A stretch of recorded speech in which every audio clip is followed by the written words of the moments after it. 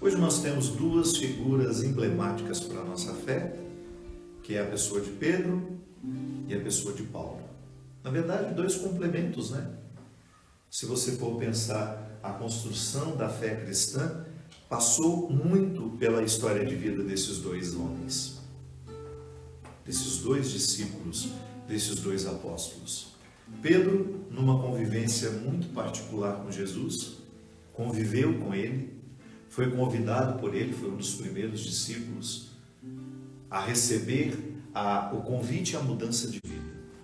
E Paulo, um tempo depois, alguns anos após a morte e ressurreição de Jesus, não conviveu com ele, nunca esteve pessoalmente com Jesus, mas tornou-se apóstolo porque reivindicou, por meio da teologia, Paulo era muito esperto, ele precisava de descobrir um jeito de dizer que ele também era apóstolo.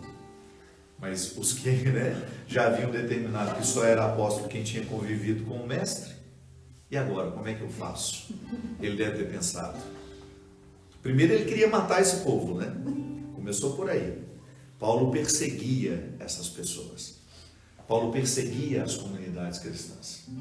E de repente, num caminho, numa viagem a cavalo, ele cai, simbolicamente fica cego, perde o controle da vida antiga e se torna um novo homem que vai lá depois pedir para participar do grupo. E não queria ficar participando de qualquer jeito, não. E como ele era filósofo, era um homem entendido, um homem estudado, ele alargou o conceito de apóstolo, de discípulo.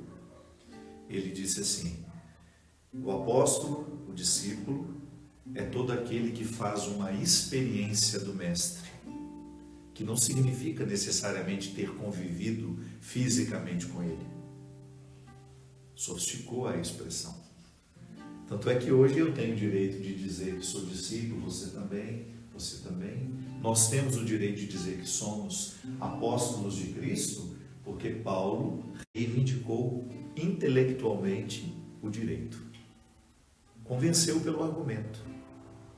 É interessante nós colocarmos essas duas figuras, porque toda vez que nós precisamos pensar o nosso apostolado, e isso é importante, porque às vezes você escuta eu falar disso, você deve pensar, mas isso é coisa de padre, é coisa de freira. Não. O apostolado, ele é um desdobramento do nosso batismo. Quando você foi batizado, quando você não tinha condições de escolher a sua fé, mas os pais e os padrinhos escolheram para você ser cristão, você recebeu este dom em potencial. Eu já dei o exemplo aqui algumas vezes. É igual uma semente que tem todas as possibilidades da árvore que ela pode se tornar. Está lá. Dentro da sementinha, nada mais será colocado. Ela somente será colocada num ambiente favorável para o crescimento das possibilidades que estão dentro dela. Isso é filosófico, né? A semente, ela se transforma, ela morre primeiro, aí ela brota e ela transforma aquilo que estava tão pequenininho numa estrutura enorme. Então, quando nós somos batizados, nós recebemos o dom de sermos continuadores de Jesus no mundo. Eu recebo o dom de ser Jesus de novo, que nada pode definir melhor o apóstolo, o discípulo, do que o conceito de continuidade. Fulano de tal é discípulo do outro. Por quê? Porque ele incorporou o jeito de viver do mestre. A gente fala isso na política, né? Aí ele é discípulo do outro. Se é vagabundo igual, a gente fala. Ixi, é igual, é discípulo do outro. É igualzinho. Os médicos, quando tem uma tradição, né? Aquele cirurgião que ficou famoso. Por exemplo, o Dr. Ivo Pitangui, que é um patrimônio da medicina brasileira, né? Patrimônio, um homem mundialmente conhecido. A cirurgia plástica no Brasil é uma das melhores do mundo. Então nós temos os discípulos do Dr. Ivo Pitangui, que são aqueles que você não precisa nem conhecer o trabalho deles. Só o fato de dizer que são discípulos daquele mestre que o Brasil admirou, dá-nos uma confiança de ir lá. Não é assim? O discípulo, ele tem uma chancela que coloca nele uma autoridade que a gente nem questiona. Você vai porque você confia na matriz, tá bom? Dr. Ivo Pitangui era um excelente cirurgião. Então, se aquele foi Dr. Daniel Estrela, por exemplo, que é meu amigo lá do Rio, que é discípulo, está lá na ramagem, na ramificação, estudou com ele, esteve com ele, está lá na continuidade com o Dr. Paulo. Você olha para ele e pensa, esse ali tem uma boa matriz, eu confio. Você tem isso na engenharia, os arquitetos que até hoje continuam se beneficiando da excelência do doutor Niemeyer. Uma figura emblemática na arquitetura mundial, hein? Você pode não gostar, você pode, isso não me toca. Mas você não pode negar que é uma referência mundial. Por exemplo, olha essa capela belíssima. Tudo obra do nosso querido Hélio Petros. Vivo, que a gente costuma ter artista tudo morto, né? Nessa qualidade aqui. Hélio Petros, um neobarroquista. Na minha opinião, ninguém no mundo faz o trabalho desse homem. Tudo esculpido, bonitinho, à mão. Hélio é discípulo de quem? Se você for pegar, a raiz dele está lá em Aleijadinho. Há quanto tempo Aleijadinho viveu? E na minha opinião é o Aleijadinho dos nossos tempos. Há quanto tempo Aleijadinho viveu? Há muitos anos. Mas ele fez escola. Quando uma pessoa é brilhante naquilo que faz, ela faz escola. Ela gera discípulos. Ela gera o que nós chamamos de discipulado. São aquelas pessoas que bebem naquela fonte, bebem naquela qualidade. Eu posso me transformar num discípulo ruim? Claro que posso. Basta eu não me dedicar a aprender com o mestre. Não adianta nada eu estar lá na melhor escola de arquitetura e ser um péssimo aluno. A própria faculdade, por ser boa demais, vai me expurgar. O processo é naturalmente seletivo. Se a Ziza, que é excelente no que ela faz, a Ziza, para quem não sabe, ela é musicoterapeuta. Ela não só canta, ela conhece a ciência do canto. Ela sabe exatamente o que uma melodia, o estilo, a composição melódica, o que ela pode provocar no cérebro da gente. Porque música é isso. É uma ação cerebral que provoca bem-estar ou perturbação, não é assim, Ziza? Se você é exposto a uma música batistaca, sabe aquela música de balada? Toca, toca, toca, toca. Tanto é que fica todo mundo assim, ó. Passou 10, 15, 20 horas e as pessoas estão lá. Por quê? Elas entraram dentro de uma frequência. A música provocou no cérebro uma resposta que é uma resposta muito parecida com uma situação de bestialidade mesmo. A pessoa fica quase que besta, no sentido de perder um pouco a capacidade de raciocínio. Aí você ainda tem a droga, você tem o álcool, aí o desastre está feito. A pessoa fica completamente fora de si. Por que às vezes a música clássica é cansativa para algumas pessoas? Porque é uma música mais racional. Você tem que ficar prestando atenção e toda hora tem muita informação, de repente aquilo pode te causar um cansaço. Tem gente que escuta música clássica como exercício de intelecto, não é? De lógica. De repente daquela música, às vezes cantou uma música que eu acho linda, uma melodia simples, bonita, envolvente. O que faz com a gente essa do ato penitencial? É sua, não é? Ela entra dentro da gente e parece que ela vai fazendo uma lavagem, é igual aquela lavagem das escadarias do Bonfim, em Salvador, né? As lavadeiras que vão jogando aquelas águas nas escadarias, um ritual religioso dos nossos irmãos de matriz negra, um ritual lindo, que tem um significado lindo. Vamos lavar as escadarias. O que significa isso na alma, minha gente? A música, às vezes, ela entra na nossa cabeça, entra no nosso cérebro e ela provoca o que temos de melhor. Aí a Ziza, que é especialista em música, ela sabe direitinho quando chega um aluno para estudar com ela, se será discípulo ou não. Vai depender do tanto que se empenha, do tanto que se dedica, do tanto que busca. Porque o verdadeiro discípulo, quem quer se tornar um verdadeiro discípulo, faz sempre 5 minutos a mais do que o que não quer. Eu sempre digo isso. A diferença não é muito grande. Quanto tempo de treinamento será que separou o medalha de ouro do medalha de prata? Às vezes 5 minutos, 10 minutos a mais de resistência. Quando o corpo já não aguentava mais, ele dizia para ele mesmo, vai aguentar mais 10 minutos, porque eu ainda não terminei.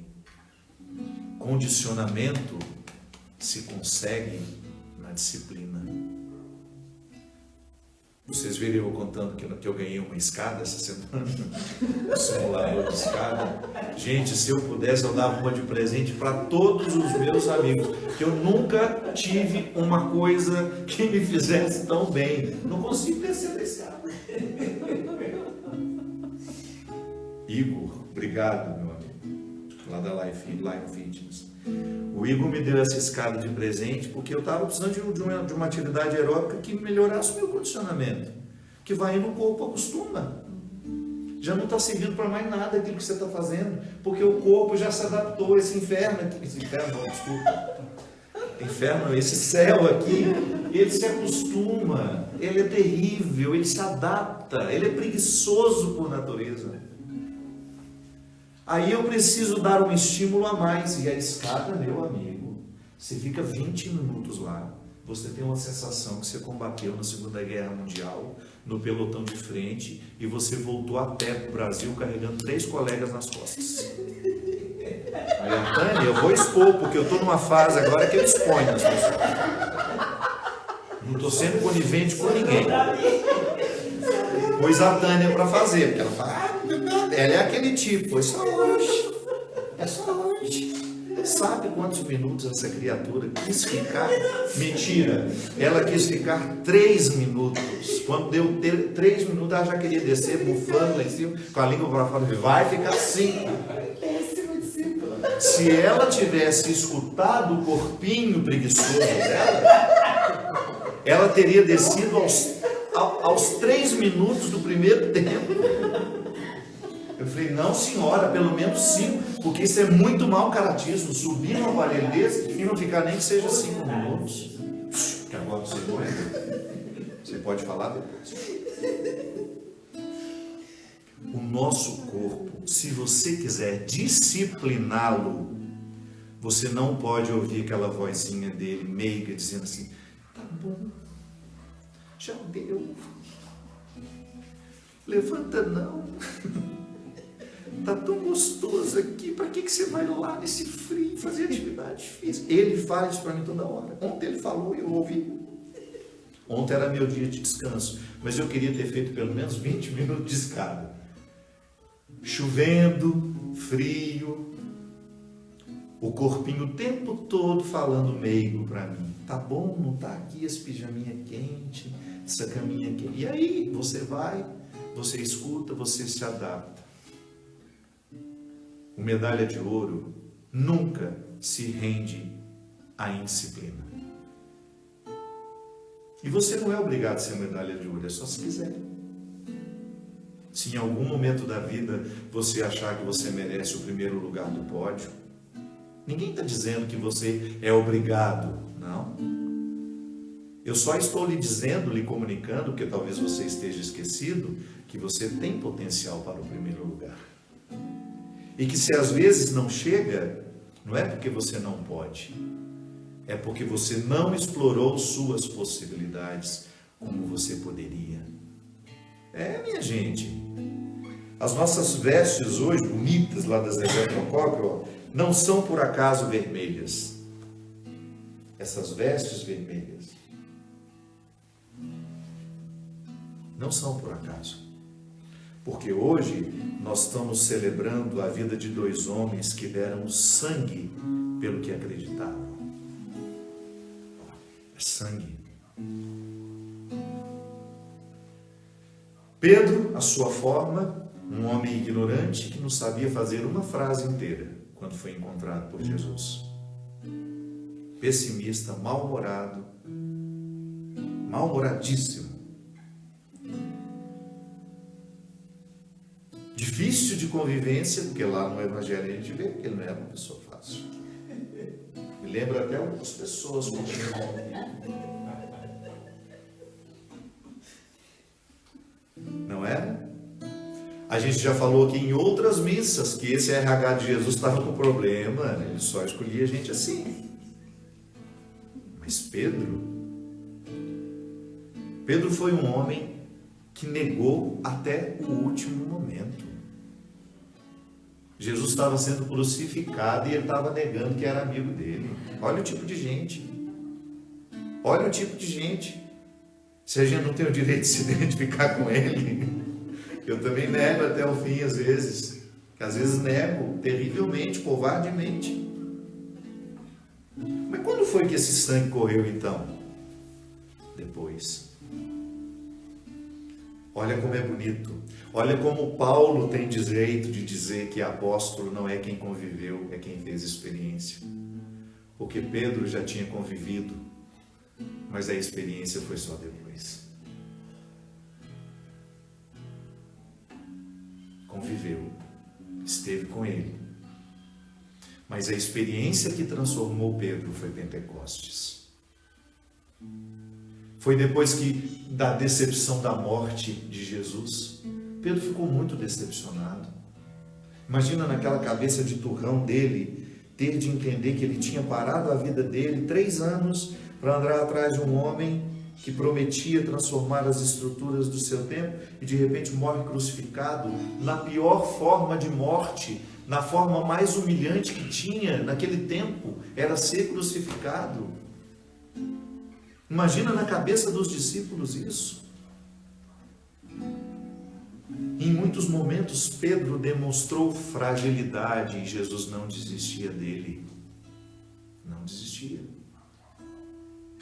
Como no Evangelho de hoje. Quando Jesus muda o nome dele. Eu tenho para mim, sabe, que Simão, o primeiro nome de Pedro, diz respeito à instabilidade que está ligada à vida de pescador, que grego foi genial, o homem d'água que depois se tornou pedra.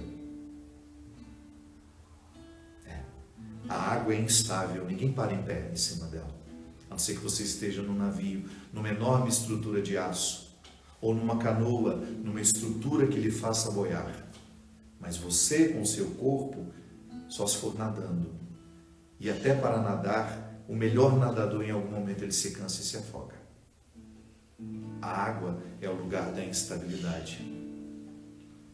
A pedra é o lugar onde nós construímos as nossas estruturas. Aquele menino que tinha chegado para Jesus turrão, aquele menino difícil, aquele menino que não sabia fazer uma frase inteira, era o Pedro das águas, era o Simão das águas, que Jesus transformou o nome dele, dizendo, olhando nos olhos dele, Pedro, tu levarás contigo sempre a estrutura de Simão, que eu não posso fazer esse milagre, porque seria injusto com a sua constituição humana. Deus não retira o que nós vivemos, Deus não retira as nossas raízes, Deus constrói a partir delas. Porque às vezes a gente tem essa ilusão, né? Hoje Deus vai transformar o meu coração, eu vou esquecer o Fábio que eu era. Não, Ele vai construir a partir do Fábio que eu sou, que eu já fui, ruim, instável, infiel, mentiroso, injusto. Não tem problema, é a partir disso que Ele faz estruturas. Deus trabalha a partir de estruturas que são frágeis, mas Ele as transforma. E foi isso que aconteceu com Simão. O homem da instabilidade tornou-se o homem do alicerce. Aquele que não podia oferecer, e tanto é que nós temos momentos em que Pedro tenta andar sobre as águas. É lindo isso. Era como se Jesus dissesse para ele: tente, Pedro, tente ser só Simão, você não vai longe. Agora tente ser o homem que eu transformei. Ouse ser o homem que eu estou lhe dando poder. Ouse ser o homem que edifica, que é alicerce. Então Pedro, no momento em que Jesus pede aquela confissão de amor, a tradução lá na língua em que aquele texto está escrito, quando Jesus diz para ele: Simão, filho de, tu me amas mais que os outros? Ele não fala Pedro. Ele não chama Pedro pelo nome da transformação. Ele pergunta se o homem instável já é capaz de amá-lo. Observe: Simão, tu me amas mais que os outros? E a resposta de Pedro é: Senhor, tu sabes que eu te amo. Na nossa tradução. Porque se você vai no original, ele não diz que amava. Ele diz que gostava. Gostar não é o mesmo que amar. Gostar é um estágio ainda um pouco distante do amar. Eu já gosto de você, mas no dia que você escuta, eu já amo você, você sabe a diferença entre gostar e amar. E Simão, naquele momento, não mentiu para Jesus. Pode ser que na nossa tradução não esteja correto, mas o verbo que Simão usa para responder a Jesus é: Senhor, eu gosto de você. Pedro, Jesus, quando pergunta a Simão, não pergunta se ele gosta, ele pergunta se ama. Mas ele ainda não ama, ele só gosta. Talvez se já amasse, não tivesse traído. Talvez se já amasse, não tivesse negado. Não importa.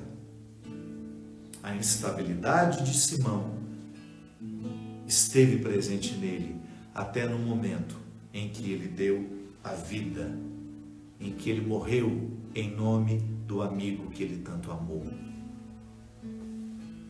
Paulo, a mesma coisa. Paulo fez o caminho contrário.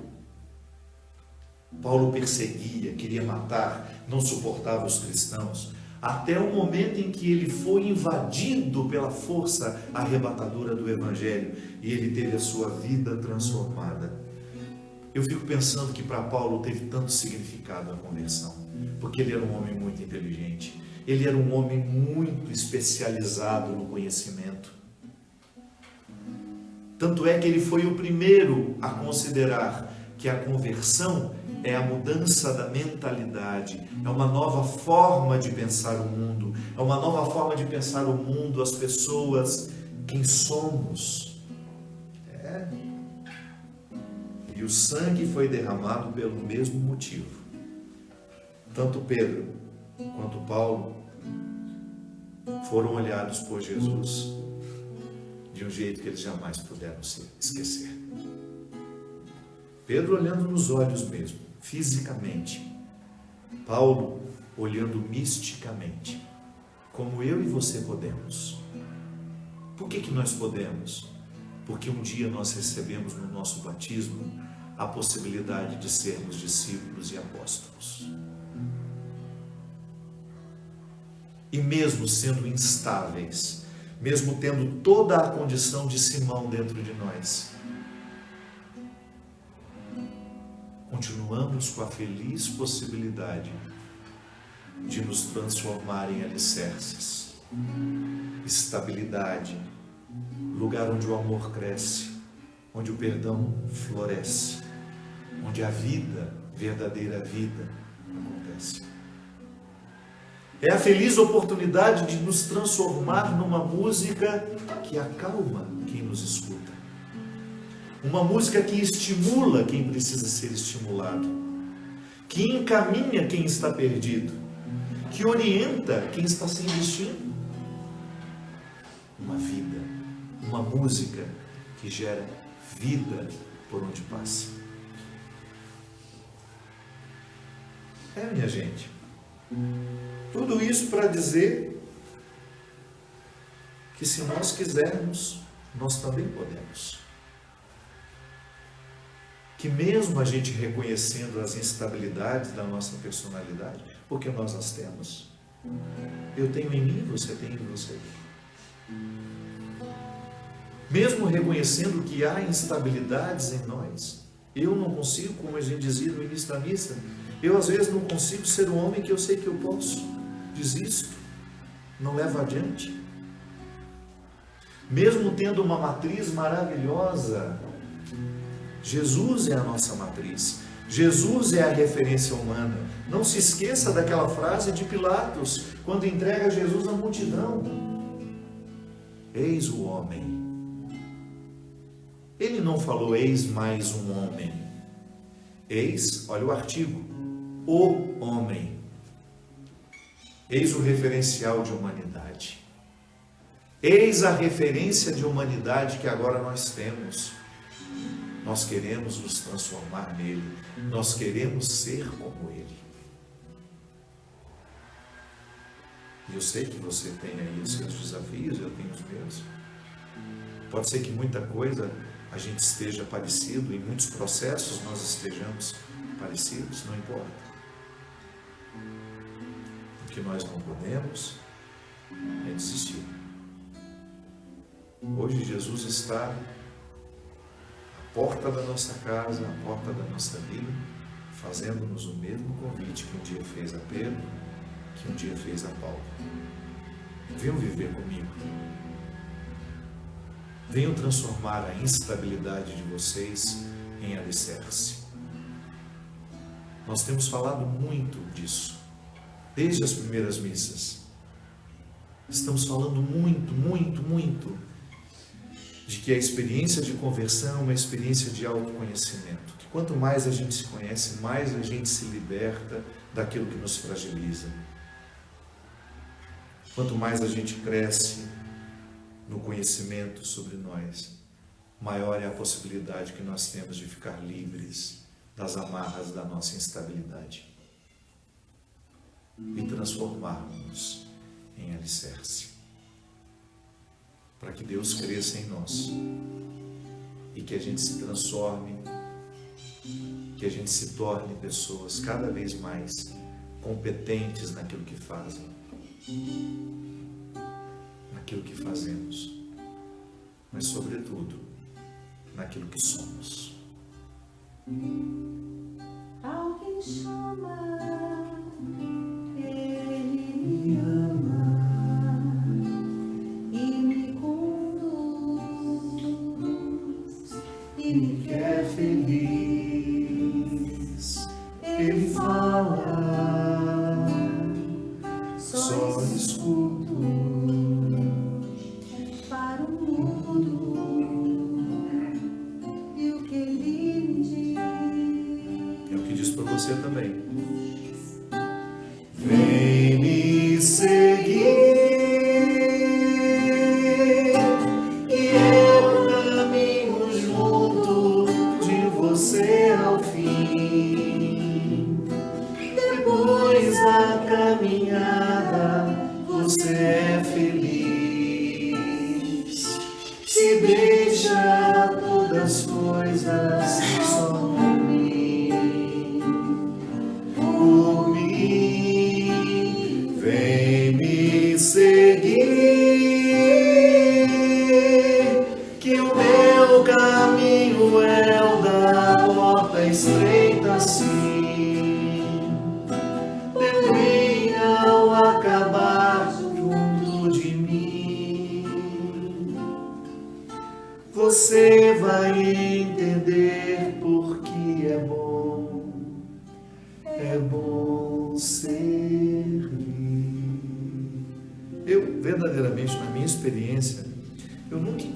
pessoa que fez uma experiência de Deus, uma verdadeira religiosidade, e essa pessoa ficou pior do que era.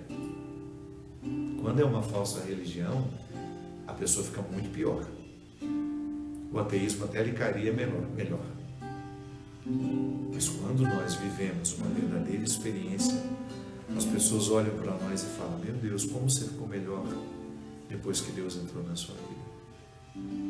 Essa é a maneira mais eficaz de evangelizar. Quando as pessoas olham para nós e dizem: você ficou muito melhor porque acredita em Deus. Que esse seja o resultado na sua vida. Que a sua fé lhe transforme numa pessoa muito melhor. Que você fique mais esperto, mais inteligente, mais exigente com o que é bom. Que você aprenda, que você tenha sede de conhecer. Que quando Deus bate na nossa porta, nós abrimos e Ele entra, Ele só quer qualificar. Ninguém, por quem encontrou Deus, ficou pior. Ninguém. Vem me seguir, que o meu caminho é o da porta estreita assim. Depois da caminhada você é feliz. Se deixa todas as coisas só por mim. Por mim, vem me seguir.